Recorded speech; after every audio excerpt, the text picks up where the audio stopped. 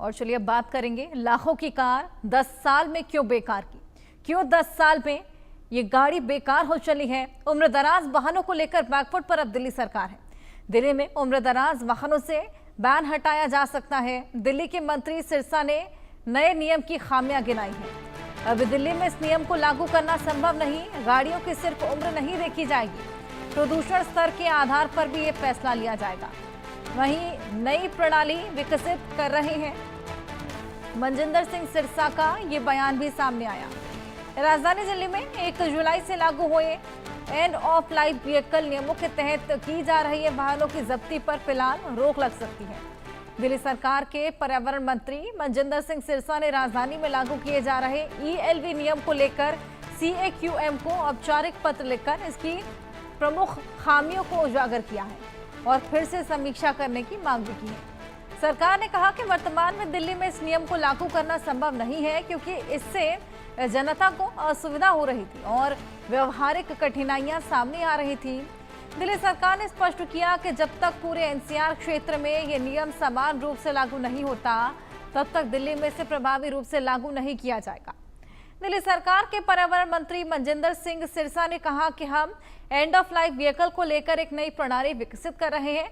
हमारा उद्देश्य है कि दिल्ली का वायु प्रदूषण भी ना बढ़े और साथ ही दिल्ली के नागरिकों की गाड़ियां भी जब्त ना हो।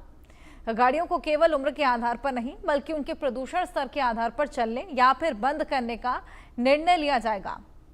तो यहाँ पर उम्र को फिलहाल नहीं देखा जाएगा। फिलहाल ये देखा जाएगा कि गाड़ी कितना प्रदूषण फैलाती है। ऐसे में दिल्ली NCR में पुरानी कारों को कबाड़ बताकर बाहर करने पर बहस छिड़ गई। कोई इसे पॉल्यूशन के लिए ठीक बता रहा है तो कोई लाखों की कार को मात्र 10 साल में कबाड़ बताने पर सवाल पूछ रहा है। एंड ऑफ लाइफ वाहनों पर CAQM यानी कि commission for air quality management के निर्देशों से मिडिल क्लास हैरान है। लोग कह रहे हैं कि चाहे कार प्रदूषण के मानकों को पूरा कर रही हो फिर भी वो बेकार कैसे। एक मध्य वर्गीय परिवार अपने जीवन में एक कार ही खरीद ले तो वो बड़ी बात है। ये नीति आफत ला देगी। लोग कह रहे हैं कि जिन कारों की EMI अभी खत्म नहीं हुई वो नई गाड़ी कहां से लाएं। और लोग कह रहे हैं कि थोड़े थोड़े पैसे जोड़े, कुछ डाउन पेमेंट दिया, बाकी लोन लेकर किस्तें करवा ली, खुशी खुशी कार लेकर आए। 10-15 साल कब हो गए पता ही नहीं चला।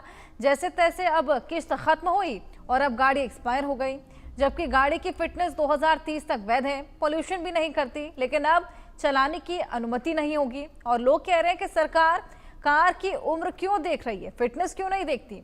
क्या कार बनाने वाली कंपनियों को लोन देने वाले बैंक को फायदा पहुंचाने की कोई स्कीम निकाली गई है। साथ ही लोग ये भी कह रहे हैं कि टैक्स भी देते हैं, टोल टैक्स भी, फिर सारी आफत मिडिल क्लास पर ही क्यों आ जाती है।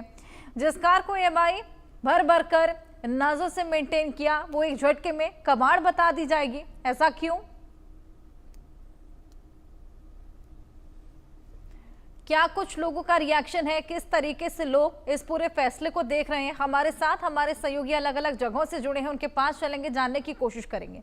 अनिल चौधरी गाजियाबाद से, मेहंदी गर्ग दिल्ली से, साहिल यादव गुरुग्राम से हमारे साथ जुड़े हैं। तीनों के पास चलेंगे और जानकारियां लेंगे।